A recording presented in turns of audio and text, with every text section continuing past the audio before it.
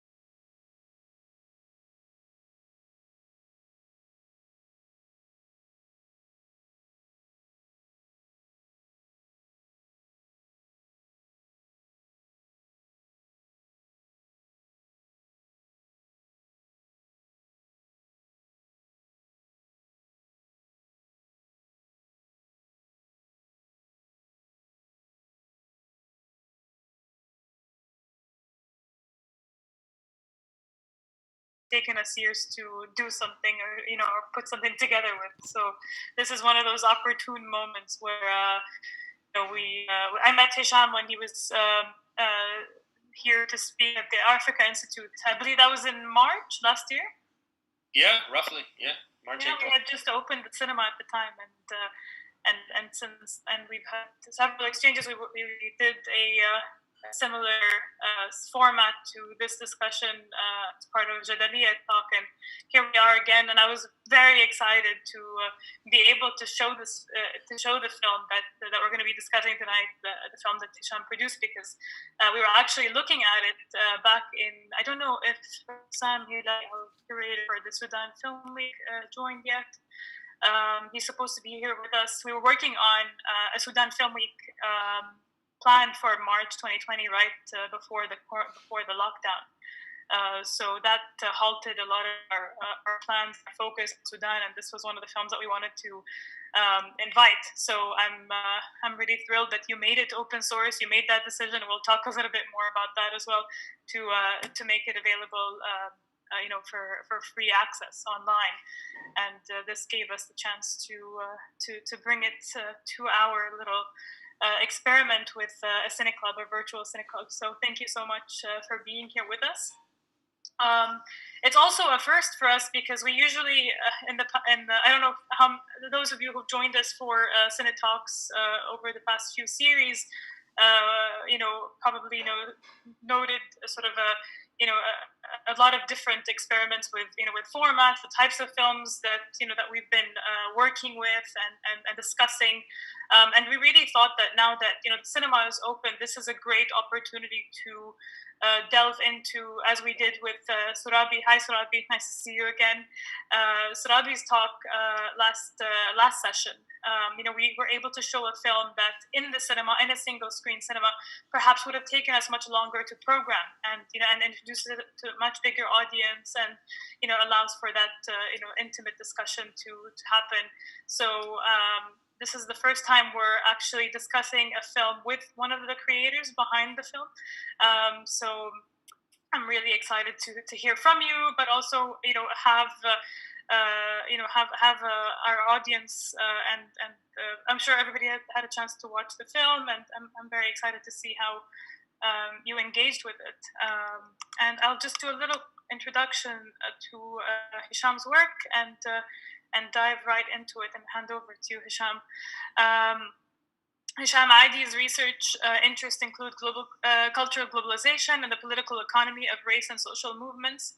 He received his PhD in political science from Columbia University and has taught at Columbia University's School of International and Public Affairs and at the Driscoll Center for the Study of African Diaspora at the University of Maryland College Park.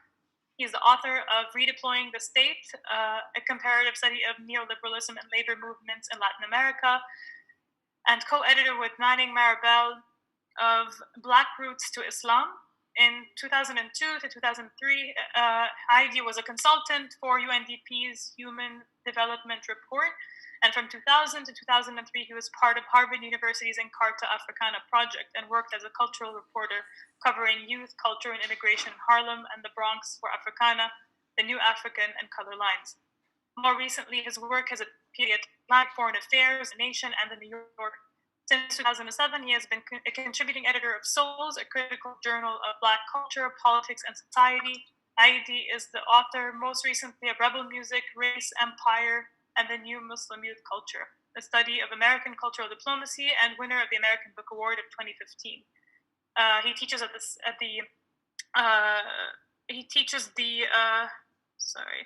Actually, we're going to be sharing a link of his most recent essays and chapters. I mean, that's the beauty of this format, is that we'll continuously be posting links in the chat as we go through this discussion and as we refer to references. And I invite you all to do the same as well as we share this space together. So thank you again, Hisham, for doing this, and I'll hand over to you to get us into how you started with this project and what brought it about.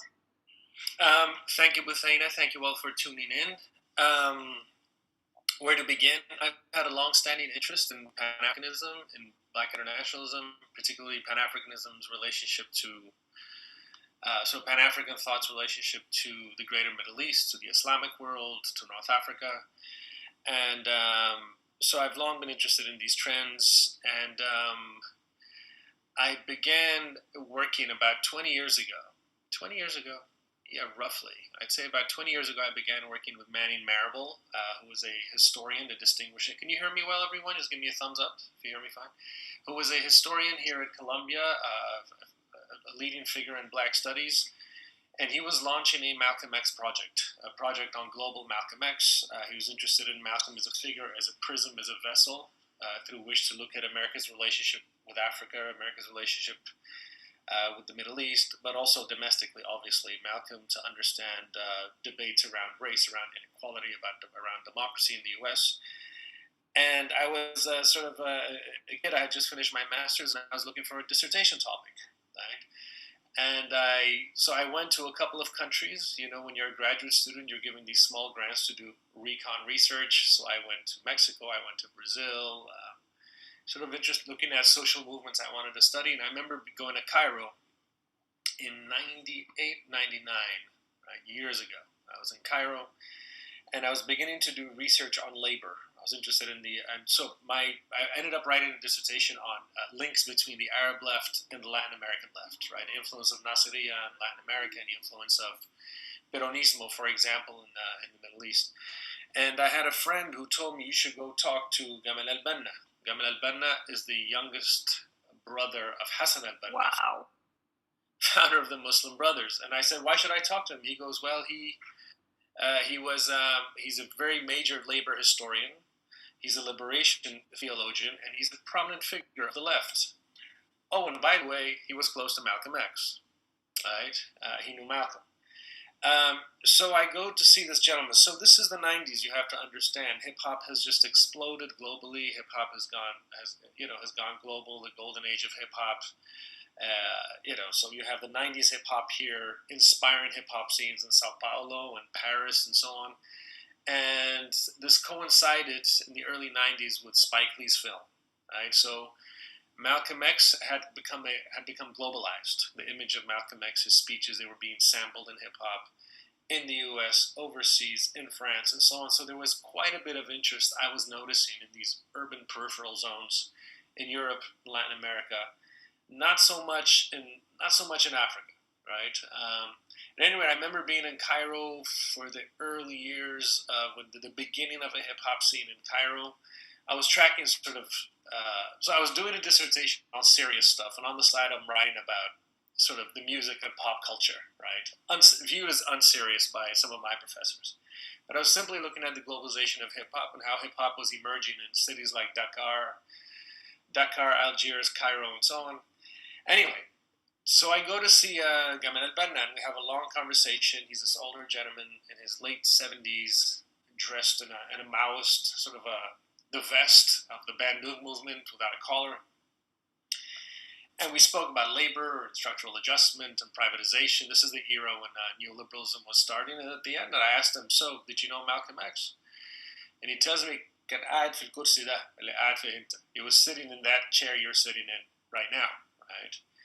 And he just started talking about Malcolm's time in Cairo, right? So so that's something I didn't know about, right? So that Malcolm spent a few months in Cairo in the early 60s. I think, there were several trips in this early 60s. So I started looking into that. I came back to New York and I met with Professor Marable, and he said, look, we need to do this. We need to identify people who knew Malcolm X in the different cities where he went. Paris, Dakar, Casablanca, Algiers, Conakry, Guinea, Beirut, Khartoum, Cairo, Nairobi, Dar es Salaam, and so on. We need to find a list. So this is the late 90s. A lot of these people were still alive, right?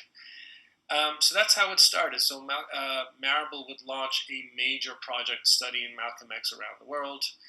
I was a graduate student, but I was also a journalist covering Harlem and the Bronx, really covering globalization of Harlem, really. So how migration was changing Harlem, and how the music that was being produced in Harlem and the Bronx and so on, different Afro-diasporic forms, were going global, right? We're ending up in places like Dubai. By the way, every time I'm in Dubai, I like to stop by. What's it called? The Africa Club? Club Africa? And just Club Africana, yeah. Club Africana, yeah. I was there last year, and it's and just to see again how these, So I'm talking the era I was looking at. There was no YouTube yet. The internet hadn't kicked in yet. So it was fascinating to trace how these sounds traveled, and it really traveled because I knew people, DJs from Paris and London and Berlin, who would fly in, who'd take one of these low-cost flights, land in New York in the morning, come up to Harlem, buy up a bunch of CDs, and then fly home and sort of distribute them. That's how it used to happen through travel. But obviously, everything gets intensified through globalization. At any rate, so I started working on Malcolm in Cairo. I met up with David Du Bois. So basically, this is the history we're interested in. In the 60s, in the late 50s, early 60s, the African-American community, different strands of the Black movement would identify with the anti-colonial struggle, and you began to get communities of African-American artists and writers in different African cities and Middle Eastern cities, right? So you get the Black Panthers, most famously in Algiers. You get a handful of writers in Accra, Ghana, sympathetic to Kwame Nkrumah's project. Dar es Salaam, you get Marxist scholars like Walter Rodney, Horace Campbell, and Manny Marable. And in Cairo, Cairo was understudied, right? Cairo, you get two trends. You get Afrocentrists, sort of the Egyptocentrists, what would become Afrocentrists, and Maoists, right? And I did a piece about this. I'll send a link. But it was curious, when Nasser comes to power, he makes an offer. He gives W.E.B. Du Bois the opportunity to move to Cairo, right? So W.E.B. Du Bois is the Greek sociologist, African-American intellectual.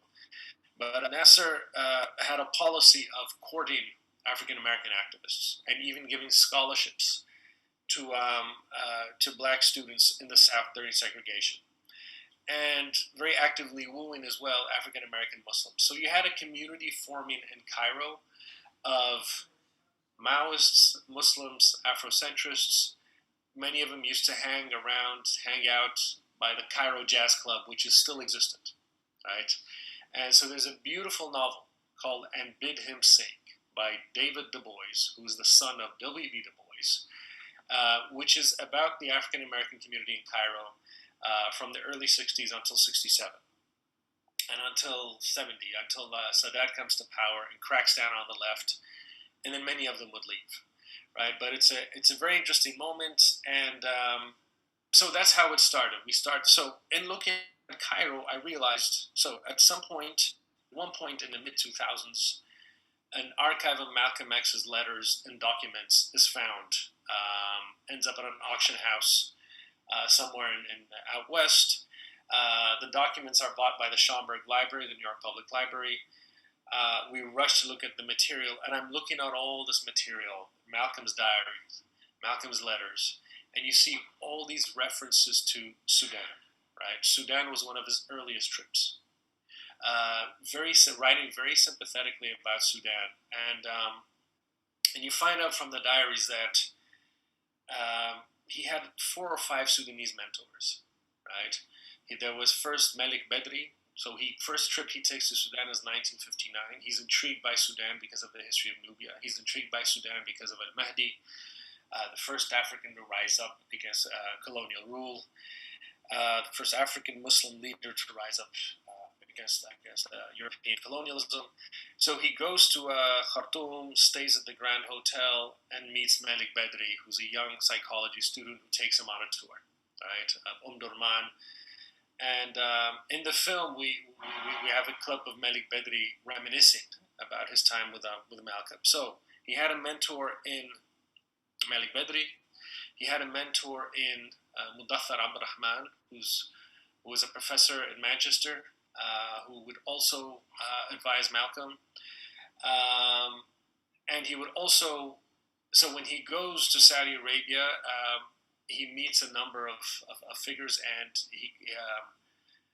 he becomes close to the Muslim World League appoints Sheikh Hassoun as an advisor for him to come back with him to New York. Right, we'll get into more detail in this later, how Malcolm was sort of navigating between Pan-Africanism, Arabism, and different strands of political Islam, the Ikhwan, Al-Azhar, and the Salafi movement, the Rabita, right? And he had positive relations with all of them. But the Muslim World League, the Rabita, would give him a Sudanese teacher to go back to New York with them. And a final thing I want to say is that one of the most important figures in Malcolm's life, right? An African, a Muslim, the Sudanese man is Ahmed Osman, right? And Ahmed Osman was critical because he challenges Malcolm when he hears him speak at the Nation of Islam Temple number 7 in 1963. So this is what the film does, is we do a little profile of Ahmed Osman. Ahmed Osman came to America in 1960 as an exchange student. Then he ended up going to Dartmouth College. 1963, he's visiting New York. He and a friend are walking through Harlem, and they spot Temple number 7. And they're like, hey, let's walk in. They walk in, and Malcolm is speaking to an audience of some 500 people. And at some point, he makes a statement referencing a principle of Nation of Islam theology, saying something about blue-eyed devils. When he stops, Ahmed Osman, who I think is 19 or 20, stands up and confronts him, right? It's a dramatic moment. The audience didn't like it. But Malcolm says, let the brother speak. I've been to Sudan. They are a great people. They love African Americans. They are gentle. They are this. They are pious. They are committed to the struggle. Let the brother speak his mind. And so Ahmed Osman sort of challenges Malcolm. They have a discussion afterwards. They exchange numbers. And they become friends. They begin to correspond. They would meet.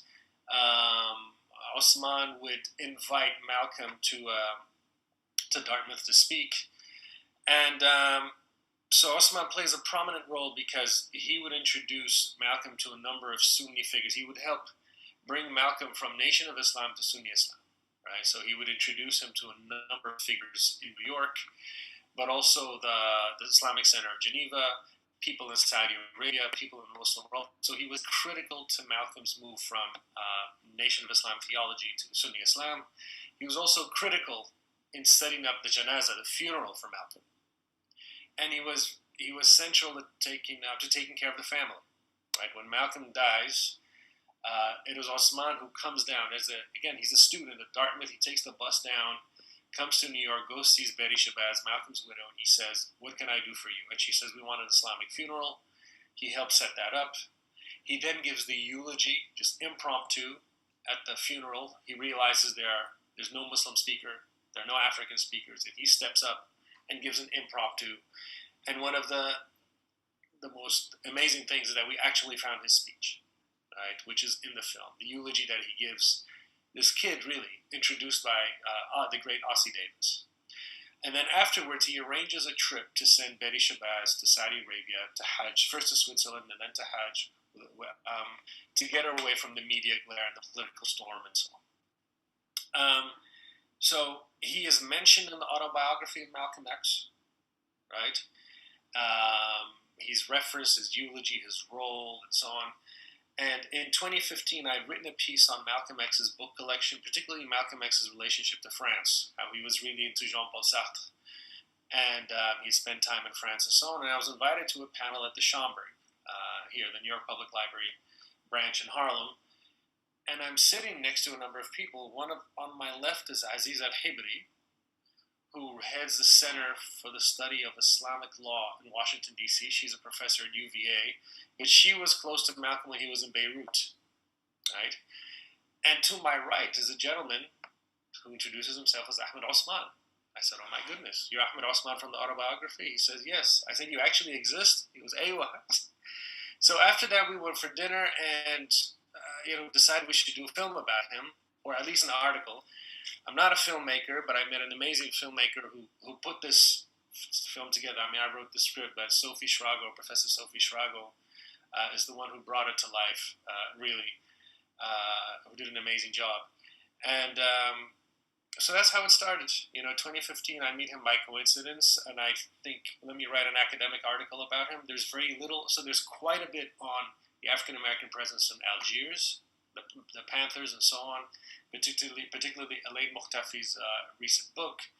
I've written about the Cairo African-American scene. There's quite a bit on Tanzania and Ghana, but nothing on Khartoum. And the ties between Sudan and African America are very interesting, right? The first Sufi movement to begin doing work here in the African American community was the Burhaniya movement. There's a musical connection. Right? There's a fascinating musical connection. And Hamza Din, who's close to Ahmed Osman, who lived here in the 1960s, was also critical in introducing Nubian music, Nubian consciousness, and creating a Nubianism that you see in jazz, but eventually it also makes its way to hip-hop. What else should I say? Yeah, just a final detail before we open it up. Last week was exactly a week ago was the 30th anniversary of the invasion of Kuwait, Iraq's invasion of Kuwait. Ahmed Osman is a development economist, right? And he was working for a number of banks in the Gulf that do development work in Africa. He was based in Kuwait for about 15 years. He was in Kuwait when the invasion happened. He was supposed to be a consultant for Spike Lee's film, the biopic, the Malcolm X film, right? He was supposed to be a lead consultant on Malcolm's life, Malcolm's travels. He negotiated the filming in Saudi Arabia and so on. So he was supposed to look over the script for the film. But when Spike Lee tried to reach him, he was fleeing across the desert to Saudi Arabia. So they couldn't reach him, right, to look at the script. So I always wonder if Ahmed Osman had got to look at the script, what the film may have looked like. Likewise, in fleeing Kuwait City, he left most of his documents. Much of the correspondence that Malcolm had sent him, he lost, right, because they fled. But the good news is I found copies of those letters that Malcolm sent to Ahmed Osman. I found them here in the archive in Harlem at the Schomburg. Malcolm kept a copy of everything that he wrote, right? And I spent many years in different countries, long periods, months, in Paris and London and so on, trying to dig up articles about Malcolm. And in fact, one thing we can talk about is people who are interested in Black internationalism, Pan-Africanism, Malcolm X, Black Lives Matter, and so on. There's a lot to do in North Africa and the Middle East in terms of looking at old newspapers' coverage of Malcolm, of Muhammad Ali, of these movements. So I tried very hard to find old newspapers from the early 60s, Egyptian, Saudi papers, and so on, that covered Malcolm's trips. But I couldn't when I was in the region. But then here in the Schomburg, in Malcolm's book collection, he had cutouts of every interview that he did, right? So you find some incredible interviews that he did with Al-Ahram, with Saudi newspapers, with Lebanese newspapers, and so on. So that's my very long introduction. We can talk about anything you want. We can go into the music or whatever. Thank you. So this is definitely not a moderated Q&A. Thank you, Hisham, for that. There's so many questions, and I don't want to I don't want this to be a Q&A. This is really a conversation, and I'd love to hear. I mean, we have so many great voices that I'm sure, have been, OT, it was the first time you joined us here for CineTalks, and I'm really curious to see, you kind of relate to all of these different connections that Hisham was drawing on, the documentary draws on. I was listening to the interview of Odyssey this morning, Amir Khalifa's new album just dropped. He has a new track called Baba, and he also talks about these kind of the connections of the Gulf to African American identity, to being from Sudan, and that kind of trail that is almost often I think either underrepresented or just isn't available or widely available to contend with. And I think that was what was interesting about the Africa Hall and the renovation of the Africa Hall and the Africa Institute and the work that Charge Art Foundation is doing, trying to slowly revive a little bit of that conversation. And the cinema tried to certainly have some of that happen through the screenings and through the utility of film. So so many questions in terms of the investigative process, in terms of opening up the sort of the Pandora's box of trying, you didn't actually set out to make a film about him or try to hunt him down. You just met him at this conference. So and you meet a lot of people, you meet a lot of figures that cross paths with your body of research. So why did this strike home? I mean, why did this kind of turn into the project that it did? I'm not muted. Okay. I think, as I said, the fact that we recently had a conference here at Columbia right before the lockdown. I organized a conference on Africa and the Middle East, and it was centered around the Sudanese Revolution. And I'll send around the collection of essays, but the opening essay, we talk about how Sudan is neglected in both African studies and Middle East studies, right? In Middle East studies, it's too African in some ways, right? The languages that are spoken and its orbit in East Africa, its political orbit, and so on. Likewise, in African studies, Sudan is seen as part of the Arab League, not really part of sub-Saharan Africa, as it's called. So part of the work that we're doing is trying to bridge between Africa and the Middle East and African and Middle East studies to transcend this colonial sub-Saharan divide and to challenge the Arabism, the Arab nationalism that neglects the Afro-Arab periphery and African politics and so on. So I've long been interested in Sudan and working on Sudan, and we thought, especially with the Sudanese Revolution, so we started filming, honestly, when people are out on the street, right? So I thought I can do an article about this man. So, all right, so let me rewind a bit. I've done 2 books. People don't read books. Let me just say that, right? You can spend 5 years writing a book, and you'll get maybe several thousand readers. But with a film like this, we were getting 1,000 viewers a day, for the first 10 days or so, right? So yeah, you knew that, Bethane. A film has a much more immediate impact. So I just thought, I could do a chapter on this gentleman, and I did write an article. I wrote an article on Malcolm X in the Sudan and all the musical ties and links and ideological connections. But you reach a lot more people with, I think it's the golden age of documentaries. That's what I'm told. And you reach a lot more with documentaries and visual than you do with this, right? So, but the point is, we wanted to center Sudan, right? The Sudanese Revolution, I believe, is neglected in discussions of Middle East politics. The Sudanese Revolution is happening right now. It's absolutely incredible and impactful, and has had an impact on debates around national identity across North Africa. Like any part of the Arab world where there's an identity contestation between Arabic and Amazigh language, Nubian language, and so on, people are watching very carefully what's happening in Sudan. Another aspect of Osman's story that's fascinating is that he's Nubian, right? So his first language is Nubian, and so he brings also a Nubian consciousness. He talks about the Nubian struggle. So there are multiple layers to his thinking that are interesting. So he's a development economist. He grew up during the anti-colonial era, in the film, he talks about how he was a high school student in Sudan protesting the assassination of Patrice Lumumba. He arrives in Harlem and he joins similar protests, right? So the same protests happening in Khartoum are happening in Harlem in 1960, right? Quite incredible.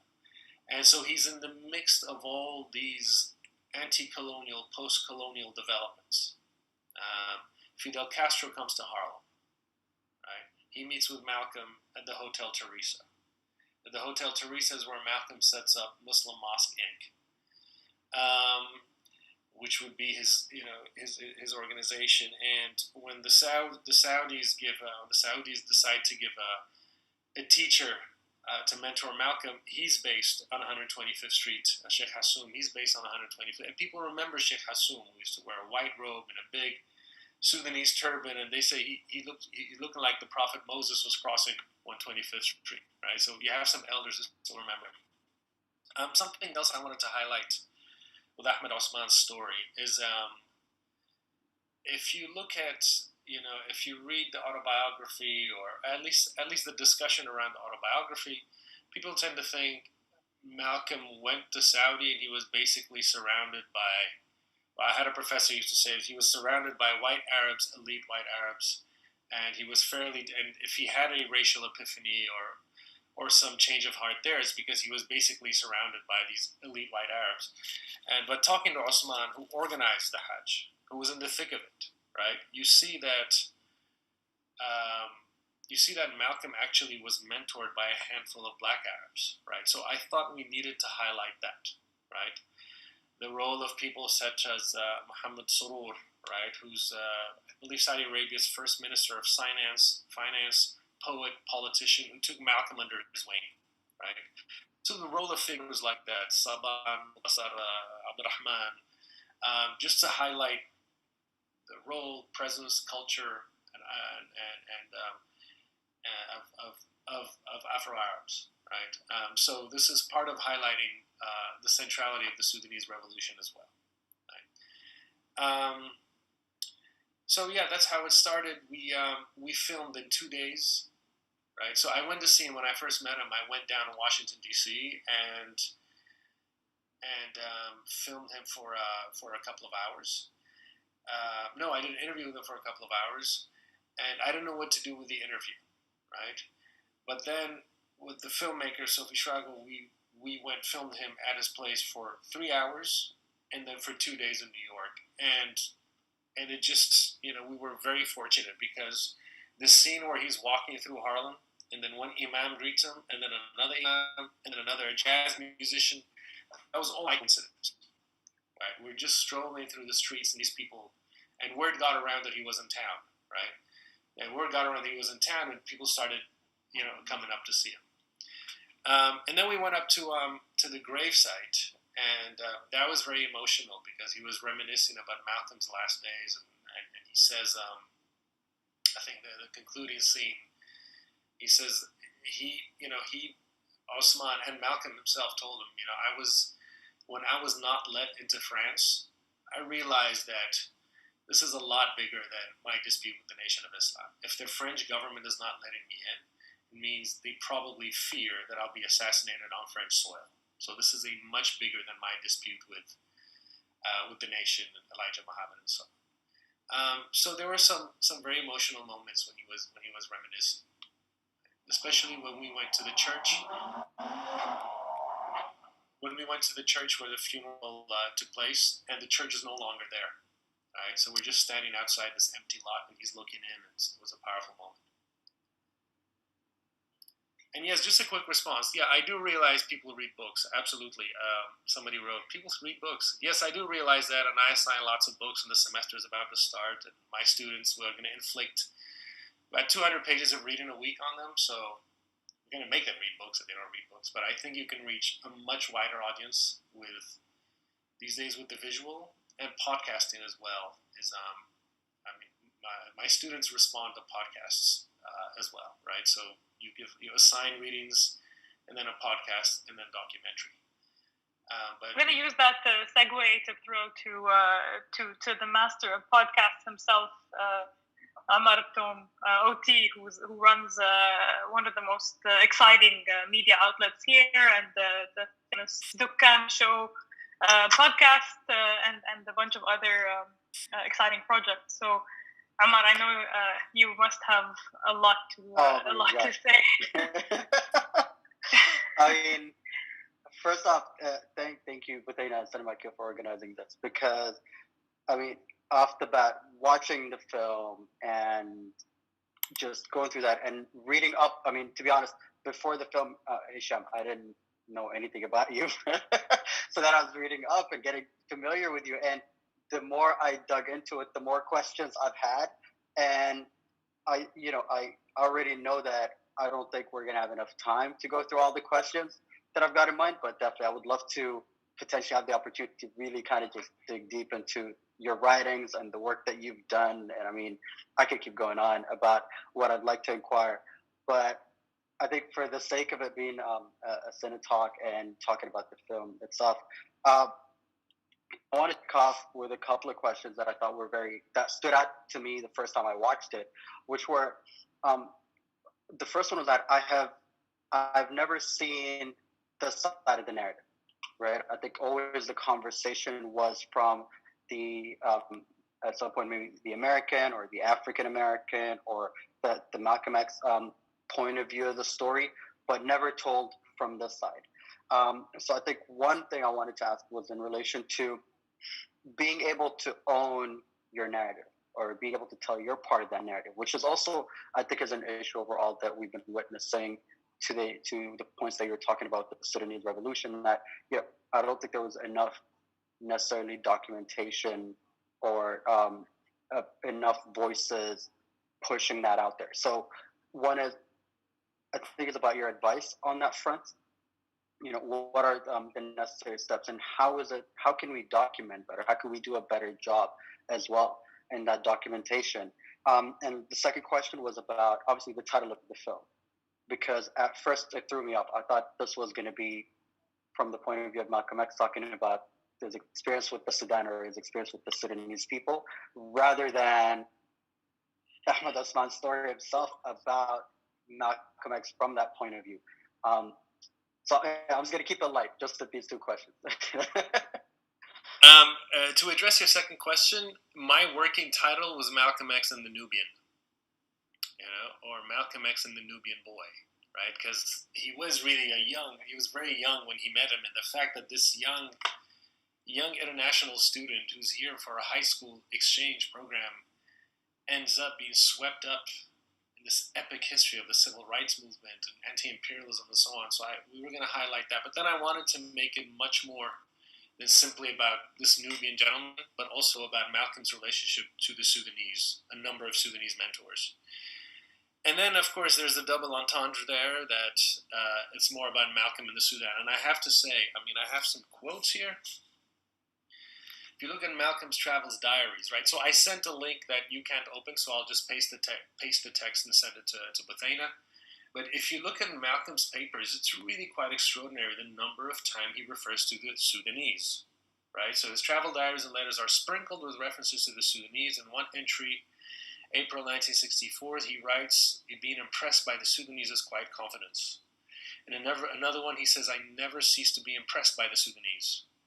In August 22nd, he's in Khartoum. It's very hot, and he writes a letter to the New York Amsterdam News, which was the major black publication. And he says that the Sudanese, right? He sees Sudanese support for African American struggle as indicative of so much more. And he says, when America is trying to give aid to Africa, let's keep that in mind, right? That Africans also will see the civil rights, are aware of the civil rights movement. There are a number of others. He's randomly in Mecca, right? He goes for Hajj, and he's being given a tour by young Sudanese students. On the way, leaving some particular neighborhood, two Sudanese students walk up. He says, walk up to me, and they randomly say, the Sudanese people love American Negroes. His obsession with the Mahdi. So there's so much there just on the Sudanese. And so just in terms of responses to this film, it's been positive, but I've also had Sudanese activists telling me, well, you should have addressed what was happening in Nubia and the flooding of Nubia and the Aswan Dam and so on when Malcolm was visiting, right, around that time, right? The second point I heard from people from Juba, South Sudan, right? Yeah, Malcolm left Sudan, but what about Khartoum's policies against South Sudan, right?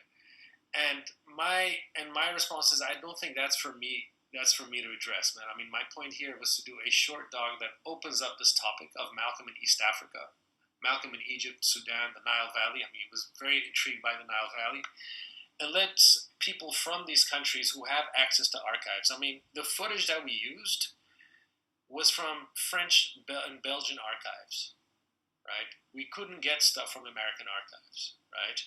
So I had to go into the Belgian archives, go to Brussels, sit in these in these dark rooms, screening stuff and so on, and ask for collections. Likewise, it was mostly European archives, but there must be stuff in the Sudanese, the Egyptian, the Saudi, the Lebanese, the Senegalese, the Algerian. All of these national television stations must have archives, right? And I'm hoping this is a sort of a call to young filmmakers to start digging into some old reels. Look, I'm Moroccan. Every time I go to Morocco, I'll go to these old antique stores and ask them if they have any old reels, personal collections or stuff that were thrown out by radio stations. And I'll get stuff and I'll bring it to New York and digitize everything and then send it back, right? But there's so much to rescue in terms of visual history. And I found some amazing stuff, right? Just people carrying their cameras in their 50s, walking around whatever city. So I think there's a lot more. So this film was done using European television archives. Imagine what could be done using Sudanese or Egyptian, right? On next at the OAU conference in Cairo, Alexandria, and not just Malcolm, right? The entire. I mean, I'm interested in Pan-Africanism and African American communities. There's, for example, after World War I, after African Americans serve in World War I to liberate Europe and so on, an African American community emerges in Paris. There's a very good book called Black Paris, Paris Noir, about how the Harlem Renaissance, with all its musics and arts and so on, basically would inspire a similar movement in the Negritude movement in Paris, right? So there were a number of highly accomplished musicians and writers from the 20s deep into the 60s in Paris, into the 70s, right? And even today there's a small community. But many of these artists were curious about the East and would take a flight or a boat to Istanbul and Alexandria. So in researching in looking at Malcolm was influenced by jazz, deeply interested in jazz and so on. A lot of these flows can be studied through music, right? So in looking at Egypt in particular, some of the earliest. Let me see if I can find you a name. You had jazz musicians in the 1920s settling in Egypt. So look at this. In December 1921, Eugene Bullard. So the story of Egyptian jazz dates back to the Harlem Renaissance, when African-American musicians had settled in Paris, ventured east.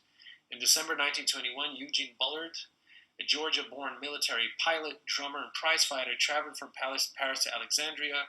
For 6 months, he lived in Alexandria, played with the jazz ensemble at the Hotel Claridge, and fought 2 fights while in Egypt. Imagine if we could find photographs, not recordings, photographs or coverage of this. A day later, the blues singer Alberta Hunter followed suit in Istanbul and Cairo. 1939-1940, Bill Coleman and the Harlem rhythm makers would live in Cairo. And then when Nasser comes to power, right, so the Egyptian government adopts a cultural diplomacy to counter American arts and music diplomacy.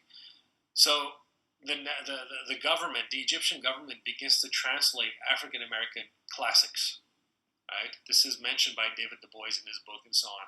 But you had a small jazz scene, and you had. So I just want to mention this track because any of you have access to this kind of thing. There's a young American musician by the name of there's Oscar Denard, right, who would travel through North Africa, go perform in Egypt. He died of typhoid. He's buried in Cairo. Died at the age of 31. But there's another one by the name of Karim. Let me see. Yeah, Uthman Karim, a.k.a. Mac X. He would form the Cairo Jazz Quartet, and he would record a track called Ya'ish Nasser. Ya'ish Nasser, right? We don't have the track, but imagine if we could excavate it, find it somehow in some ministry's basement, right? But he would play with Salah Ragab. And Salah Ragab would become the biggest Egyptian jazz musician, performing with the likes of Randy Weston and Pharoah Saunders. No, not Pharoah Saunders. He did a number of. He performed with Sun Ra. Likewise in Sudan, the music scene in Sudan, right? There's the Hamza Deen Nubian connection. There's a jazz connection, and there's an R&B connection, right? A number of these artists. I forget your second question, or should we just move on? So that was the second question. I think it was just on the in the narrative, and I think that it's really interesting that you're mentioning all these artists and the influence of music, because I've noticed in a lot of ways music was one of the easiest ways to sort of follow a certain track and pinpoint certain moments in history or certain travelers, as you were talking about. Like even if I look at people like Habil Ahmed and his jazz influences and back and forth, right? So those type of musicians and the sounds that they've impacted. It's kind of to like what Bethany was speaking of earlier when I interviewed Odyssey. I mean, this was a few years ago on the podcast. And funny enough, I had another conversation with him about his latest music piece, which I haven't released that episode yet. But we did dig deeper into that narrative of, okay, like where does he feel he's owning his narrative and how is he bridging these connections and what are the pieces that he's trying to articulate? And in a way, from what I'm gathering, there is a responsibility and an onus on us where we have to sort of ask for these reels, contact family and friends and see what is there, what has been archived, what are the stuff that we have or people that we know might have, and kind of really find a way to document it ourselves, because it hasn't been done. Not sort of sit back and be like, well, it's not there, but rather, okay, let's actually go through this crate digging exercise, really, of reels of music, of books and photographs. I think that's an important part of being able to tell this narrative. And thank you so much for the work that you've done with this. And as I said, I would still like to reach out to you with more questions and to be able to read more of your papers on these topics as well. Sure. We'll put you guys in touch for sure. I just wanted to mention also, with this discussion, everybody can jump in. You don't have to, we don't have a lot of time left. I don't know where the hour went, but there's so much more left to say and to ask about this question. This tells you how much thirst there is also for this, for a sliver of this narrative. This is something you put into the world and you've made it available, almost as a gift or as a taster of what's available. One thing to consider, OT, also reflecting on what you were talking about, is right now. We were hoping that 2020 with Satamut al-Ashrin and Freedom Fields and all these films that were coming out in 2020, that 2020 would be the year of Sudan and the year of Sudanese film, and there's a renewed interest in the support and funding and production grants specifically targeted to Sudanese film. I'm glad a lot of those films that had their sort of festival circuit runs, we were able to bring a lot of them to our screen, and they garnered an incredible momentum for people that are curious to work with this kind of with this kind of material, in excavating this just ricocheting off of this momentum. So if anybody is thinking about making a film or digging into these archives or delving deeper, like, this is really the time to tap into it and to tap into the funding that's been made available. And Sudan sort of sits on the cusp of a moment that is taking over the funding schemes of that have been traditionally reserved to Middle Eastern, North African, cinema and European co-production grants, and now is being redirected to support of Africa, the whole continent. So I think it's a very interesting way of being able to also use this time, or this still colonial delineation by which these grants are made available to maybe make something and to apply for support in getting these films made. I really want to hear from, every one of you. We have Reem Al-Badawi here from the Africa Institute. I don't know if you want to jump in. I don't want to put you on the spot, but anybody, you can feel free to turn off your mics and jump right in. Akam, I saw that you had your hand up for a while. Yes, hello everyone. Good to see a lot of familiar faces, and yes, I have a couple of points to add to this discussion. As you said previously about the beautiful film that I really enjoyed and loved, the fact that there's this, as you said, boy or high school student who traveled to another country, and with just a question, he kind of changed the course of history in some way, of a country or of a nation, or of a group within a country.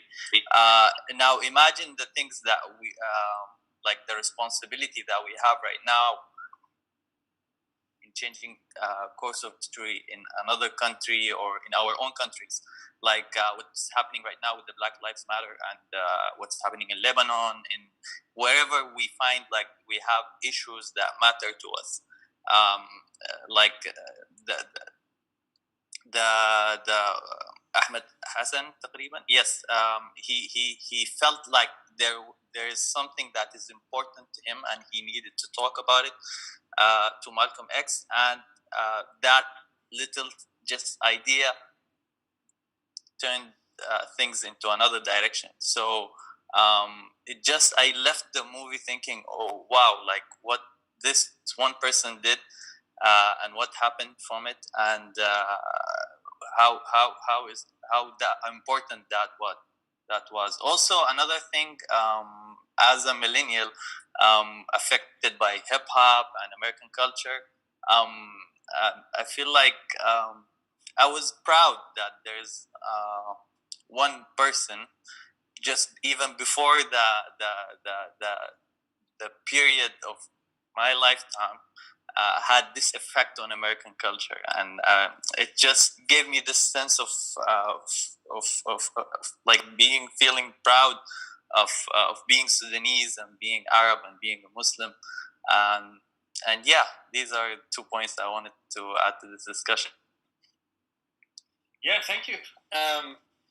Yeah, it shows the importance of being proactive and courageous. I speak to Ahmed Osman almost every day. He's in Khartoum. He says he'd rather be quarantined in Khartoum than in Washington, I guess. But he's been in Khartoum for several months now. And this short doc. So the short doc was really just to spark discussion, stimulate some interest, and inspire similar projects. And there are. They're filming him right now. He just sent me at the Grand Hotel where he first met Malcolm. A crew flew in to film him. So there's something much bigger that's going to be made about, hopefully, Black American culture in Sudan. And another figure I wanted to mention is to OT's earlier comment is Ahmed Malik, who's a prominent jazz musician here in New York. He used to play in Atlantic Avenue. One of the few. So he was known to be Sudanese American, right? But he would introduce the oud into jazz. He would introduce the maqam into jazz, right? He was born in the Caribbean, but he was so taken by Sudan that he adopted this sort of a Sudanese identity and so on. But his music is fascinating, right? Just what he drew on, his relationship to Hamza Din. There are these figures. There's another figure, Sati Majid, who's a Sudanese imam sent by Al-Azhar to America in the 1920s, right? And his role is incredible, right? There's a lot to do around that as well. Anybody else? We can keep going. It's fine with me. Laura has had her hand up as well. Thank you so much. And I really enjoyed the movie, but for me it felt like a teaser trailer. It left me wanting for a lot more, to read, to know, to understand. And I think that I really want to thank you for all the material you're giving us and taking a lot of notes, and I'm definitely going to read a lot of the things you've shared. I guess one question that I have for you as a filmmaker is, it's obvious that you were passionate about the subject and you had enough knowledge about it. But I'm just wondering, is there still something that surprised you, something that you found out and surprised you while you made the movie, or something that you found out while making the movie that you didn't know before and didn't get to this edit? Oh my goodness. I found out that writing an essay is dramatically different from doing a film is incredibly different than writing an article or an essay, right? So basically, I put together an outline with script, and I chose music. Right? I thought the music, we needed to have music for certain moments, and then I sent it to Sophie Schrago and Louis in Geneva, who were working on this. And I mean, I'm hardly a filmmaker, to be honest. Right? All I did was I wrote the script, but I just realized that making a film is very different. Right? You need an image for every thought. You need cutaways. It was a learning experience, absolutely. I wanted a lot more music, and I wanted more archival reels and so on. But there are certain constraints, right? I mean, trying to use the archives from French television or Belgian television. I mean, documents and permission and authorization and the cost and so on. So yeah, when you're writing, you can write a 10,000 word piece that can go on and on and on and on. But for a film, it has to be more focused, more punchy, more hard hitting, more coherent, and so on. So it was definitely a learning experience. Thank you so much for that. I'm just gonna jump in and edit my question. Because I wanted to know if there was something that you found out about the topic itself. So, for example, about Malcolm's relationship with Osam, or something around his journey in the Middle East, or around this relationship that you found out that you didn't know before, that you didn't know from what you were reading and from what you were studying. Yeah, absolutely. I mean, as I mentioned, you're walking through Harlem so he came back to Harlem to these areas after 55 years. 55 years? Yeah, 55 years. And so we're walking with Ahmed Osman, following him with cameras, and he starts remembering what used to be here, what used to be here, what used to be here. I mean, so just what I said about the Spike Lee thing, I mean, that came up while we were walking, right? He mentioned about Sheikh Hassoun, who is very important. So this is, people are not aware of this, but Malcolm X was certified by the Rabita of the Muslim World League. He was a certified Salafi teacher of Salafi Islam, right? So his plan was to open a branch of Al-Azhar University in Harlem, right, as well as the Muslim World League. He ended up doing a branch of the Muslim World League, right? But his role in navigating what was called the Arab Cold War, the tensions in the early 60s between the monarchies and the so-called radical republics, right? And how he was navigating, basically, he's being wooed by Egypt on the one hand, and he's being wooed by Saudi Arabia on the other, right? So he's in the middle of the larger Cold War, but then this regional Cold War, right? And just to hear, I mean, I would encourage you to to get his travel diary, right? It's a limited edition, but you can find it on a number of websites. It's called The Travel Diary of Malcolm X, right? It was one of the notebooks that was published by Ilyasa, by his daughter, by Malcolm's daughter. And just to see how he talks about, I can send you some pieces, some articles about this, but just to see how he talks about Hajj, how he talks about being in Egypt, being in Guinea, and he's also, so he has an eye on the politics and the religion, but also the cultural politics, right? He's interested in how he's interested in folklore and how these countries are trying to decolonize or to indigenize their national culture. So there's quite a bit on that as well. And again, walking with Osman was very close to, I think he was roommates. He roomed with Hamza Din, right? I think they were fairly close. And so just to hear of the role of Hamza Din, the great Nubian oud player, and his impact on various movements outside, for example, here in New York was something I learned.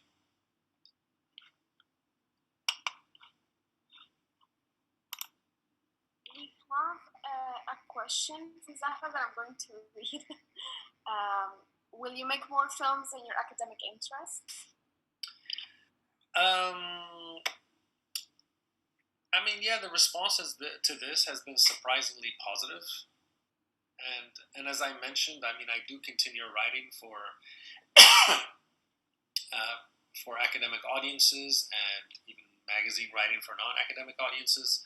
But I think you really can have the most. I think film has much more impact than long form, particularly than books. So I do think that certain issues do require films urgently. And we're hoping to do a couple of others. Yes.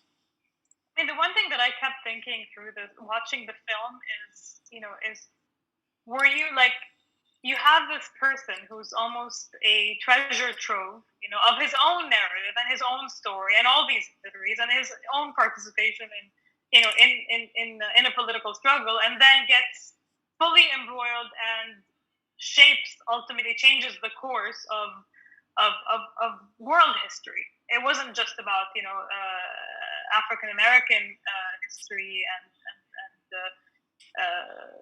the sort of the theological kind of direction shift of Malcolm X that was influenced. And this guy is essentially, he's not a scholar. He's not an Islamic theologian. He is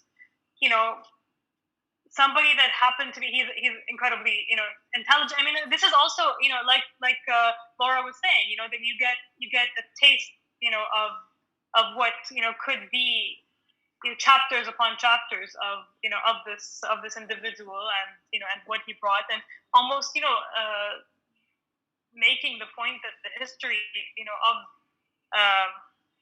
of Malcolm's arrival to Salafi Islam is also hidden in these crevices, in these interactions, in these hidden alliances and untold comrades effectively that shaped his journeys. And yeah, I mean, you touch a lot on the encounters and on the moments and the sort of logistical kind of aspects of the friendship. But I was wondering if a part of you was curious about the sort of a more I guess critical reading of the direction that perhaps Osman imbued in his confrontation of Malcolm's ideas, and how that exchange happened, and how he actually challenged Malcolm, and that relationship from an ideas exchange process. I mean, I know it's hard to answer, but yeah. I'll say I think what Malik Bedri says this, and Ahmed Osman says this. They were very gentle with Malcolm. When Malcolm went to Sudan and visited the home of Malik Bedri, gave him a tour, showed him around Omdurman, the museum. Then they went to Ahfad University, the first women's college, women's school in Sudan. Malcolm was very impressed. And then they went home for a meal. And Malcolm is recounting the theology that he'd grown up with, right? But they're very gentle with him, right? They just, they don't criticize him. They don't confront him. They just tell him, that's the narrative you grew up with. This is the orthodoxy we have here. These are the narratives we have here. And I think I often think of that. And again, one of the striking things about Osman is just how humble and gentle he is, right? When we say he confronted Malcolm at Temple number 7, I mean, if you hear him talk about it, he just stood up and he said, I'm an African, you're an African, we're both Muslim and African and so on. And I disagree with your interpretation of this passage, of the surah. And what he did going forth was he introduced him to a number of people. Right, he just introduced him, and he let Malcolm develop his own trajectory, right? His own approach. But he just brokered a number of encounters, right, with the Islamic Center of Geneva, with people in Saudi, with people in Sudan, with people in Egypt, people in Lebanon. I mean, you have to realize Malik Bedri was studying in Lebanon, and after Hajj, Malcolm would come back to Beirut, and Malik Bedri would invite him to speak at AUB, but the president of AUB would say AUB is American territory and Malcolm is an enemy of the United States. Right? This is the president of AUB.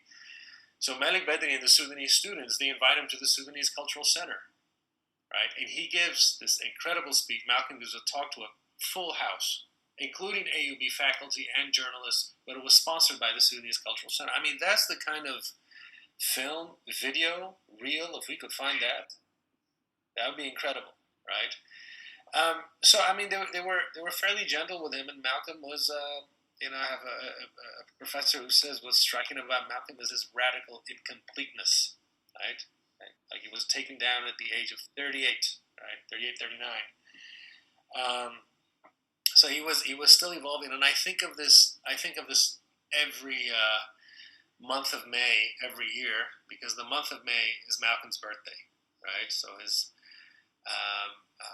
and every year during his birthday, buses leave from 125th Street, school buses, and they go up to his cemetery. Right? Go up to the cemetery, Ferncliff Cemetery, to his grave, and it's been happening every year. It's called the pilgrimage to Malcolm's grave, right? And there's a ceremony, there's a folding of the Pan-African flag, there are speeches, there's drumming, there's so on. But and it's been largely an American you have a number of different African American movements and groups and youth showing up. But in the last, I would say, probably since 2011. So something else that's interesting, right? And we've written about this. Every time the Arab left stirs and moves, there's some sort of opening, political opening, you get a new translation of Malcolm X's biography in Arabic, right? So the first translation appeared when Lebanon was tinkering with democracy in the late 60s. Right? Shortly after his death, I think around 68, a translation comes out. The next one comes out in 96, when Morocco began to liberalize. Right? Leila Bouzid would do a beautiful translation. And you got another, then you started getting, when Turkey begins liberalizing, you get Turkish translations. Right? So anytime the political left, the left stirs, and the post-colonial left stirs, or you get some sort of trend of liberation theology, Hassan Hanafi kind of thinking, Malcolm comes into the mix. And when the Arab Spring, so-called, happens, I remember this is an article that I quote from a journal, from a newspaper in Egypt. Che Guevara's memoir and Malcolm X's memoirs would become bestsellers in Egypt, right, in May 2011. So this is interesting. So so to come back to the pilgrimage, around 2010, 2011 or so, you start getting youth from the Middle East, from West Africa, from France, a lot of European Muslims showing up there. And the things they do at Malcolm's grave are very Sufi things, right? They'll leave offerings. They'll touch the soil. It's a veneration. So this is we were talking about this when Ahmed Osman and I went up there last year to film. Just that the slow walification, right? Sort of Malcolm is becoming a bit of a wali. People are doing things, and so what's interesting is that transcends any ideological tendency, right? Whether he was with the Rabita or close to Al-Azhar or whomever. What you're seeing now is that he's sort of transcending that. I mean, I know a number of activists and scholars who tend to project their ideological preferences onto Malcolm X. But the truth is really right now he's becoming a figure who's above a lot of these political currents, right? And if you're ever in New York, it's worth visiting, just to see what's going on. Definitely. One more, maybe. I mean, I just want to throw to Surabi because you were talking about the process of filmmaking, and we have Surabi who is a scholar of film, and we just she just ran our previous session, and we're venturing into a lot of different conversations and potential explorations of what it means to kind of configure a narrative and yeah. So I just want to hear from you and to get your reactions, Surabi. Thanks so much. I was not planning to speak at all because being South Asian, I was more interested in trying to tap into this entire history of the Arab and the African world that one doesn't have access to. One has access as a South Asian to the Black American history, but not to the conversations that are happening here. But actually, your film really aroused a lot of questions and curiosity and excitement, actually. So thank you for that. But one of the things I wanted to just bring to your attention, and as a historian, you would be most sensitive to it. So I was I was waiting for that moment when his eulogy, I was sure that you would have found the footage somewhere. And I was waiting for that moment. And when it did arrive, I was like, I was all agog. And then it was fascinating and, I don't know, moving at the same time to realize that footage does not have him frontally shot. It is shot from the side. And then when you mentioned that this is footage that you accessed in a Belgian archive, it sort of fits into the narrative where this figure who is so important and whom you have foregrounded. So when you take us to the cemetery with him in the foreground, frontally in front of your camera, contrasted with this whatever Belgian television network that doesn't really care about who this guy is. They have actually shot the audience and one more person giving a eulogy. That contrast of the camera's gaze was, I thought, really, really poignant and actually says so much about both sources and the writing of history. And again, because you are a historian, and I'm hoping you make more films, though I'm a filmmaker, I read. But if you were to make films, also, just as you would be so attentive to sources, if you would become attentive to the visual image, which was there in this film. So the way you've used the eulogy was really, really, really remarkable. And yeah. And then when you come to Osman visiting the grave today, and he's there in front of us, it just tells another story. So thank you. I don't really have a question, but really, it was fascinating. Thank you. Oh, it's very kind of you. So one of the great mysteries here, which we have not resolved, is we are not able to find the live broadcast of the funeral, which was broadcast on American television, right? It's really something. I mean, so we found that clip. I don't even know. I don't remember if he's shown from the side or not. I remember the voice, but it's the funeral was broadcast on American television, This was 1965. It should be available. Why is it not available? Right? So I've called stations. I even hired a researcher in Washington who does, I did research at the National Archive, and then I went to speak to this, a researcher who goes through documents, right? Who can go through like State Department documents and so on. And there's nothing, right? So that's why we resorted to foreign sources. But it would be incredible if the reel of the funeral actually, what you have is shots of people lining up outside the church, and then shots from sort of high up behind the stage, almost to the side of the stage. But and there were a number of dignitaries and diplomats there. You would think it would have been filmed, so I mean that's something else. Hopefully it'll emerge at some point, but I think there are so many collections of photographs and reels being held by people or that are just in basements that we can't access.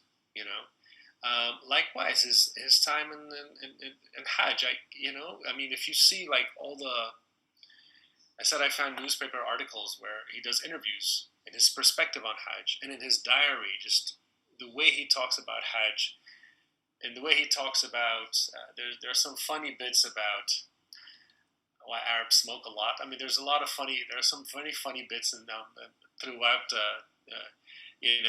It's hard to believe that he wasn't filmed, right? And he was carrying a camera as well, right?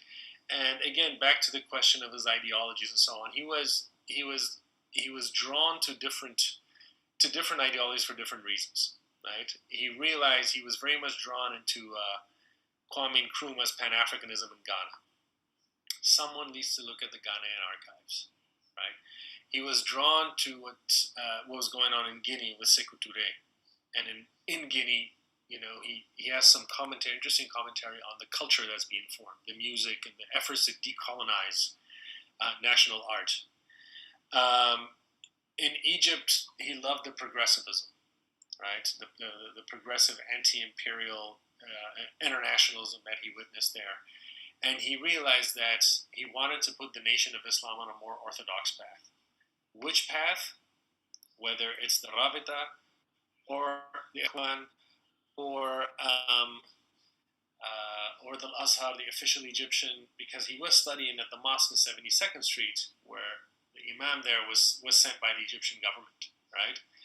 But he would also be exposed in Sudan to Sufism, and that's another angle that needs to be explored, right?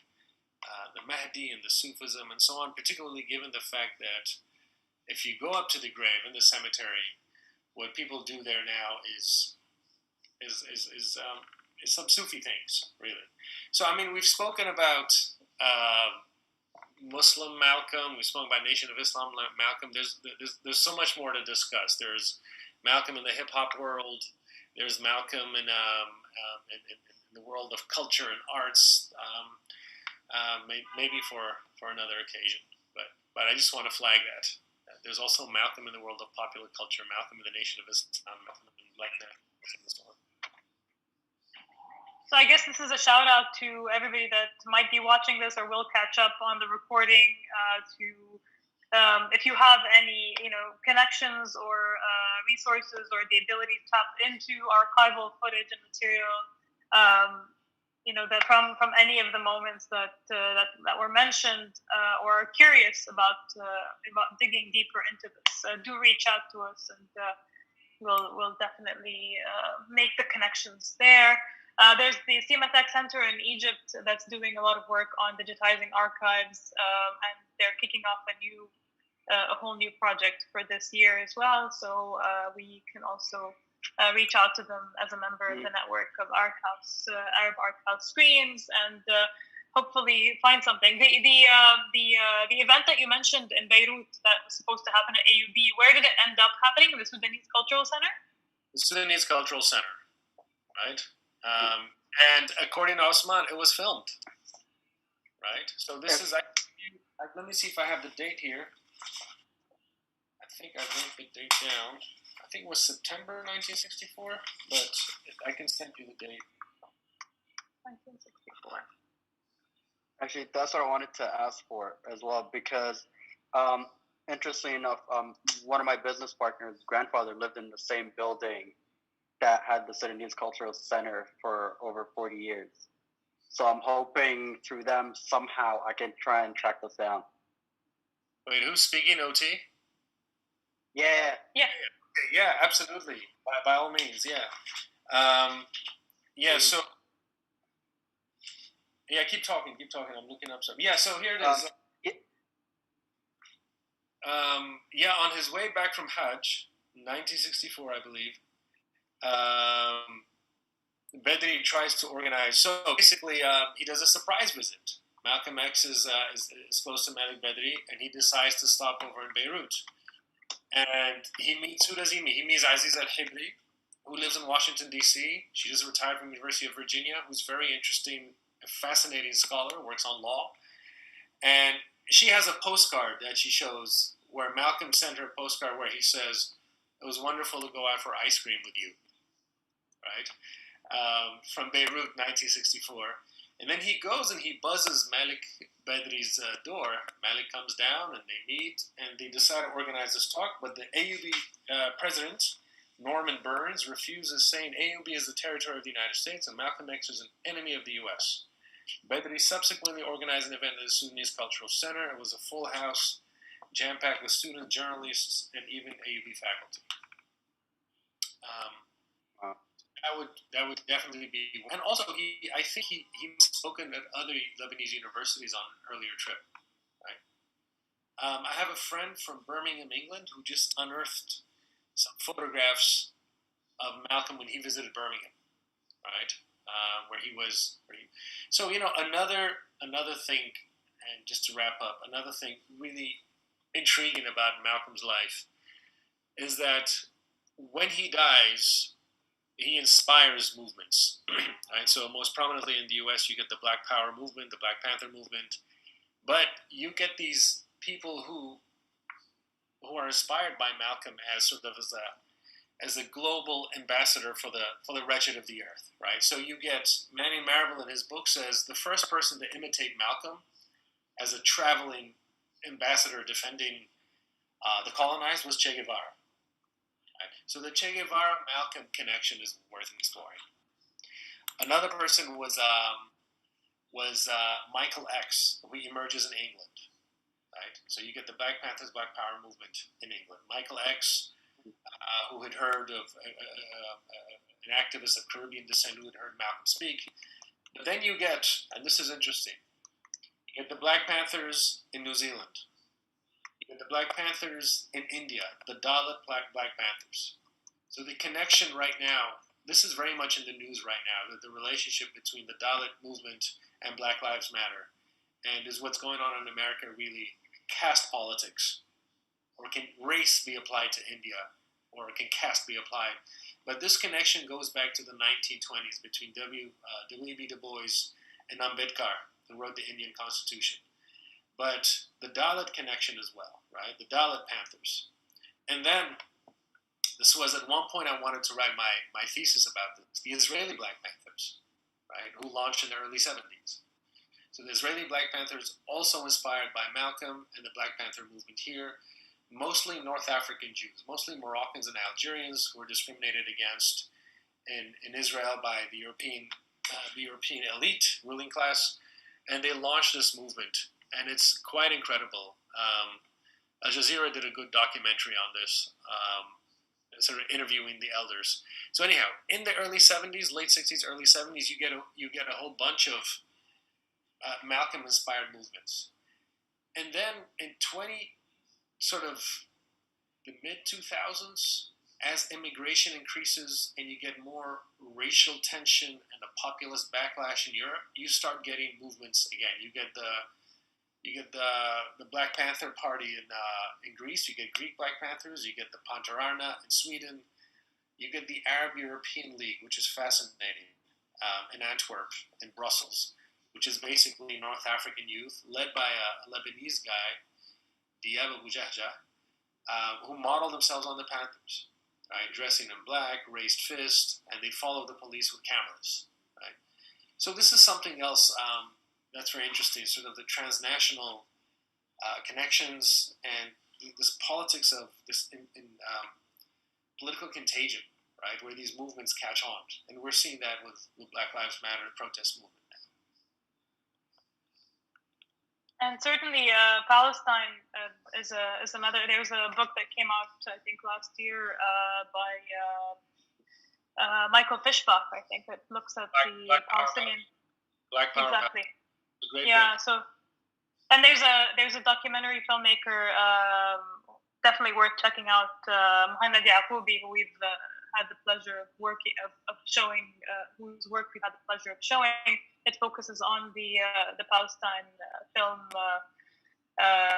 the Palestine film group from the 70s that was also inspired kind of at the end, at sort of the third cinema,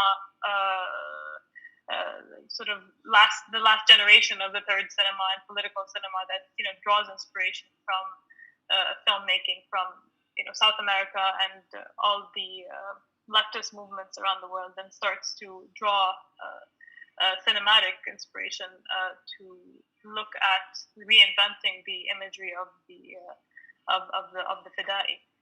So yeah, I mean, there's a lot of material there, and I think like one thing I don't know if you've seen the Black Power mixtape, the film by Goran Hugo Olsen. I mean, that's a film that essentially was an excavation of archival footage that was never meant to be found, that was never meant to be told, and and places all of these figures with a very different viewpoint, back to what Suradi was saying. It completely centers the figures of the Black Power movement and the Civil Rights movement, and these figures that you're used to seeing framed in a particular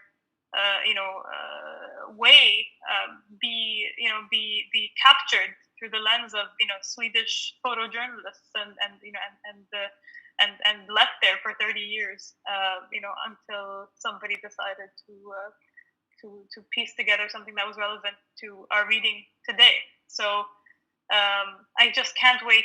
I hope we can look back at this session and say we heard it here, and this sparked a larger hunt in different directions for more on this story and materials, and hopefully there's many connections to be made. We would carry on for many hours if we could have you, but I realize we're about half an hour over time. But I want to thank you again, and thank everybody for joining us, and thank you for taking the time, Hisham. Do keep us posted if there's anything you want to share about the future of the film, or where people can reach out to you. Please do so. Sure. I mean, I'll I think you put up a link there for the pieces that we wrote on Egypt and the Egyptian jazz scene. I'll send around the piece on Sudan, on Malcolm Simon's Sudan. One piece I'd recommend, which I didn't do, but Mark Anthony Neal, and maybe you can host him. He just did a documentary on Black Palestinians, Afro-Palestinians, which may be of interest. And that's about it. Email me with anything. I hope I'm a crate digger. Usually I was in music, so I have lots of records. I usually dig into old albums and records, but these days reels as well. So I encourage you to do the same. You never know what you're rescuing. Really. So thank you all. Thank you. Yeah. Thank you so much. Thank you so much. I appreciate it. Yeah. Salam. Bye-bye. Thank you. Thank you to everyone. Take care.